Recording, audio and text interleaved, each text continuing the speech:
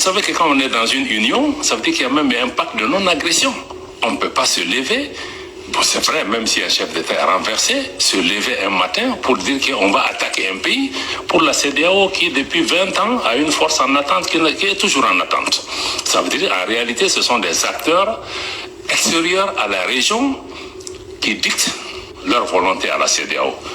Je suis désolé de dire, même l'Union africaine, l'Union européenne a soutenu cette décision de la CEDEAO d'attaquer un pays souverain qui lutte depuis 10 ans contre le terrorisme. Ses frontières sont fermées. Quand vous attaquez le Niger, mais vous attaquez une armée, mais vous libérez les terroristes. Ils vont aller où? Au Mali, au Burkina, partout. Donc à partir de ce moment, on s'est dit que cette organisation commence à être dangereuse pour nous. Non seulement on punit nos populations, mais le fait d'être membre peut même t'amener à ce qu'on attaque le pays. Donc c'est là que le Mali et le Burkina ont décidé que si la CEDEAO attaque le Niger, mais nous qui considérons que nous on est entré en guerre contre l'organisation.